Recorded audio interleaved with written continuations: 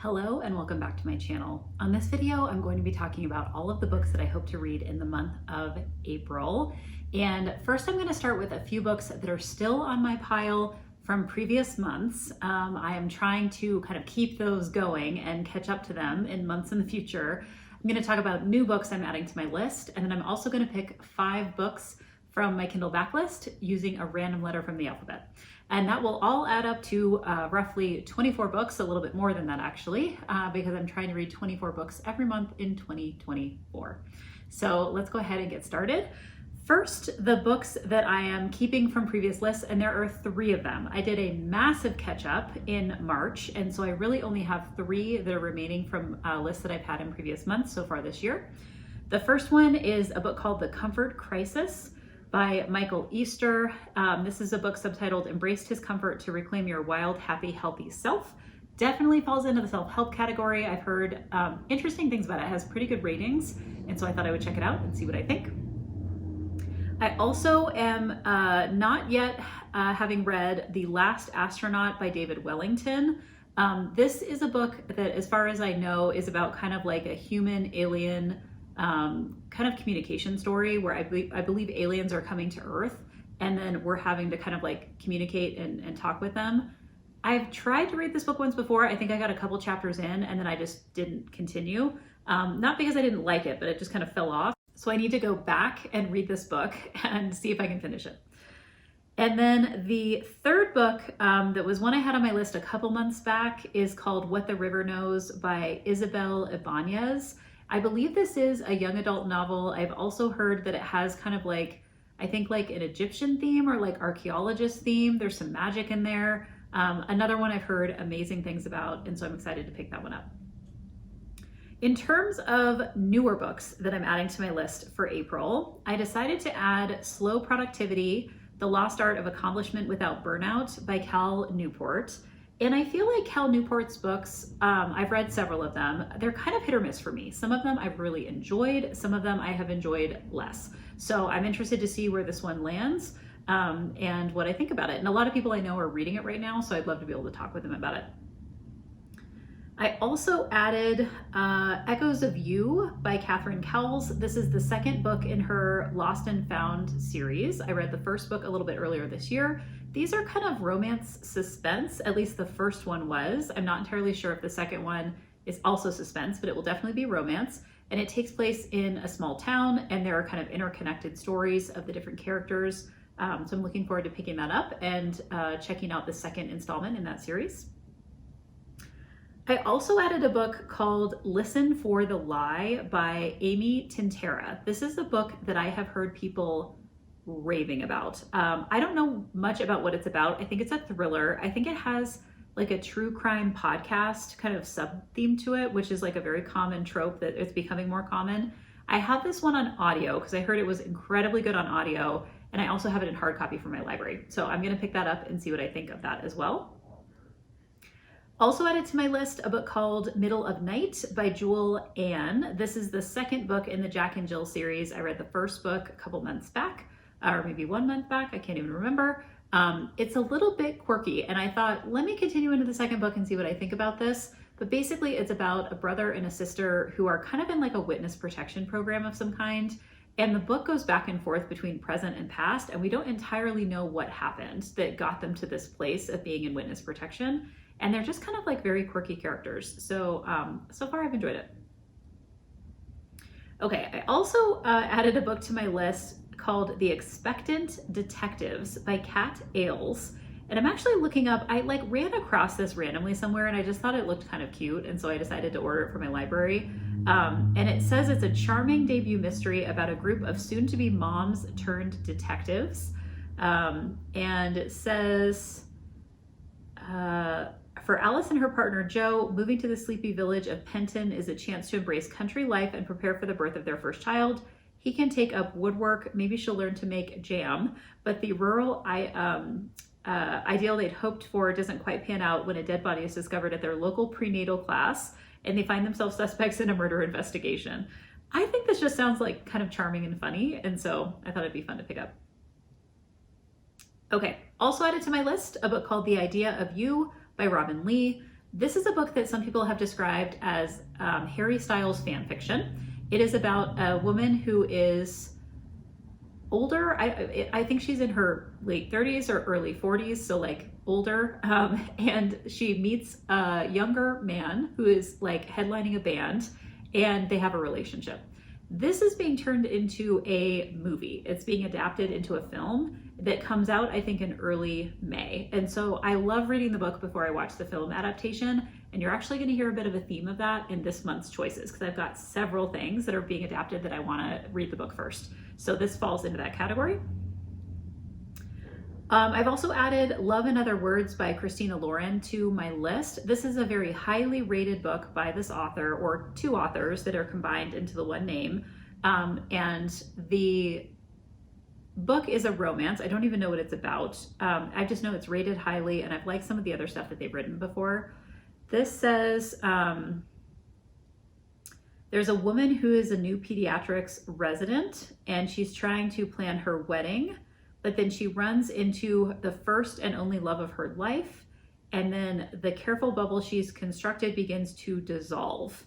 And I think this goes back and forth between like her teenage self with this first love and kind of her current present self. So looking forward to picking that up. I am also putting on my list the 5th and 6th books in the Inspector Karen Peary series. This is the series I was hoping to read this year, and I am 4 books in at this point. The first book is called Broken Ground, or book 5 rather, Broken Ground, and then book 6 is called Still Life. And this is a series again about kind of a cold case unit that is solving older crimes, and Karen Peary heads up that unit. And I have really enjoyed this series so far. This has also been adapted into a show, so I want to read the books before I watch it.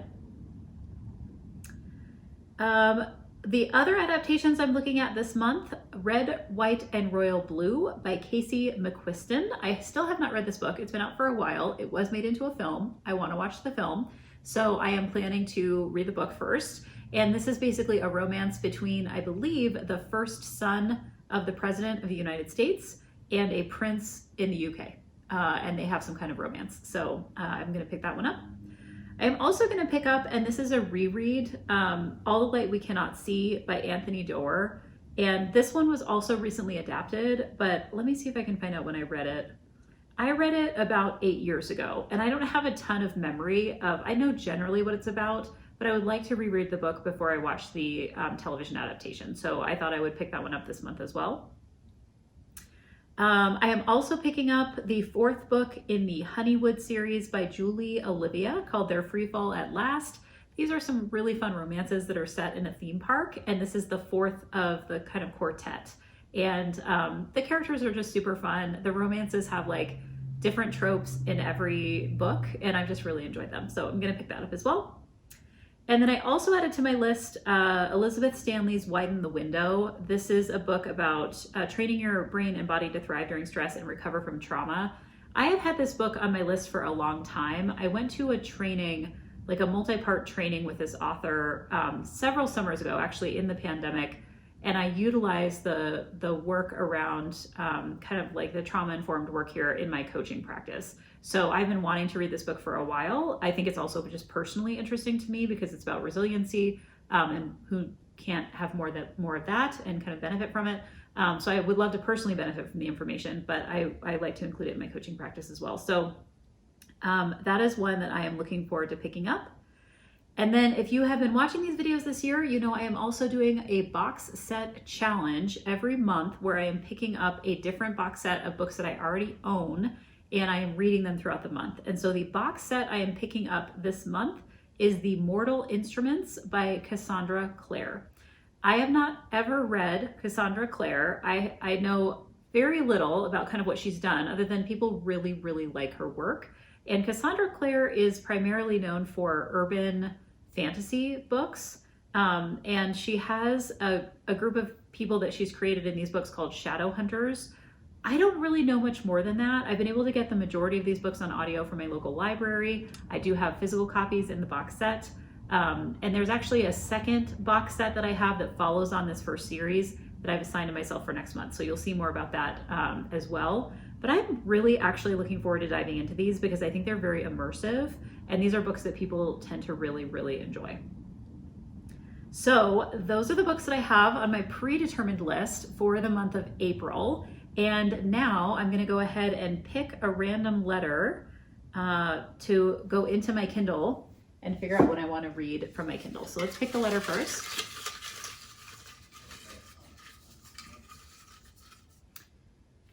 Okay, the letter I have picked is a wild card, which basically means I can pick whatever letter I want. And I'm just going to randomly pick the letter S because I think I'm going to have a lot of choices with a letter like that. So let me go ahead and go into my Kindle library, and I'm going to sort it by the letter S. And let's see what I have here that might be interesting. All right, so the first thing I do is just kind of like glance through and see what kinds of things are here that might be of interest to me. All right, the first book I'm going to pick is, I believe, a romance that is called Second First Impressions by Sally Thorne. And let me see what this is about. This says, two ancient old women residing at Providence Retirement Villa seek a male assistant for casual exploitation and good-natured humiliation. Duties include boutique shopping, fast food fetching, and sincerely rendered flattery. Good looks are a bonus, but we aren't picky. This is an advertisement that's been placed by these wealthy and eccentric sisters. And you have a woman who's working in like the front office of this place.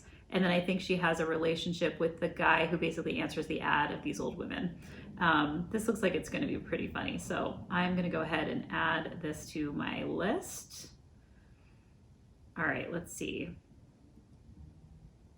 Next up, I'm going to add a book called See You Yesterday by Rachel Lynn Solomon. I've been like slowly working my way through Rachel Lynn Solomon's backlist.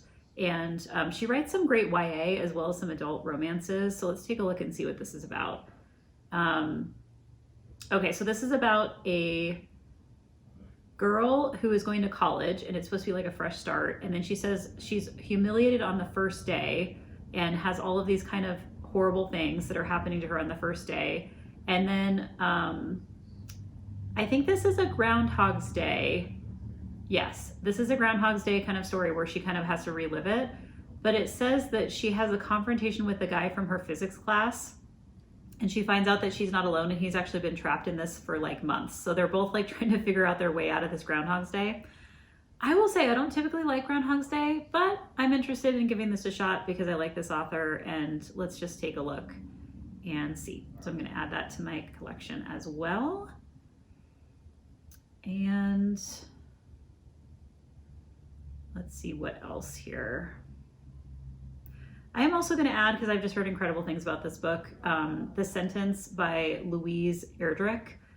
Louise Erdrich is a Native American writer who has been writing for decades. I've read some of her earlier work, and let's see what this one is about. But I've heard, I've had this recommended to me by people, and I've heard really good things about it.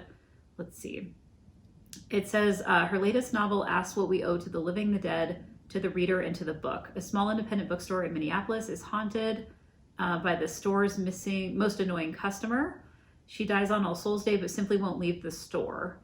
And then the person who's landed a job selling books after years of incarceration that she survived by reading must solve the mystery of this haunting while at the same time trying to understand all that occurs during a year of grief, astonishment, isolation, and furious reckoning. That sounds amazing. Okay, so I'm going to add that to my list as well.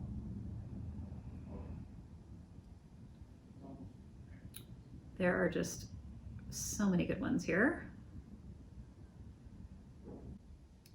Okay, the next book I'm going to add to my list is one called Solitude, A Return to the Self. This is by Anthony Storr, and I believe this is a memoir, but let's take a look. Okay, this was a preeminent work in self-help and popular psychology literature. It was originally published in the late 80s.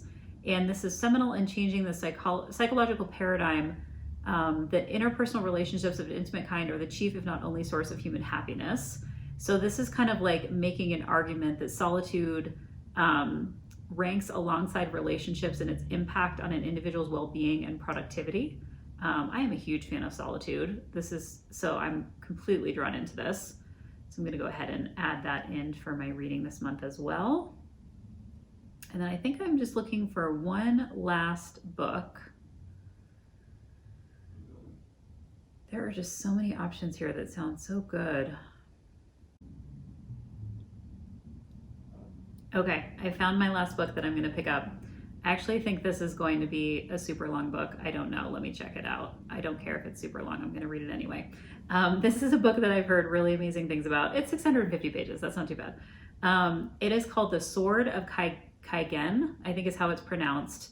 And this is a standalone book by M.L. Wang. I've never read this author before, but this is a book that is often on lists that are recommended to like fantasy readers. And I am, I've read more and more fantasy over the years, but this is one that I've heard about kind of over and over again. So this is the general premise of this book. On a mountainside at the edge of the Kaiganese Empire live the most powerful warriors in the world, superhumans capable of raising the sea and wielding blades of ice. For hundreds of years, the fighters of the Kusanagi Peninsula have held the Empire's enemies at bay, earning their frozen spit of land the name the Sword of Kaigen. Born into Kusanagi's legendary Matsuda family, 14-year-old Mamoru has always known his purpose: to master his family's fighting techniques and defend his homeland. But then an outsider arrives and pulls back the curtain on Kaigen's alleged age of peace. Mamoru realizes that he might not have much time to become the fighter he was bred to be, and the empire he was bred to defend may stand on a foundation of lies. Okay, then it says Misaki told herself that she left the passions of her youth behind when she married into the Matsuda house. Determined to be a good housewife and mother, she hid away her sword, along with everything from her days as a fighter in a faraway country. But with her growing son asking questions about the outside world, the threat of an impending invasion looming across the sea, and her husband grating on her nerves, she finds the fighter in her clawing its way back to the surface. So it's kind of like, I think this is like an Asian-inspired tale. I have heard that from other people, and I just heard it's really, really good.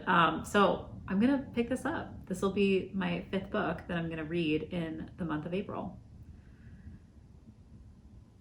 Okay, so let me make sure I got 5 books there. There were so many difficult books to choose from on that list.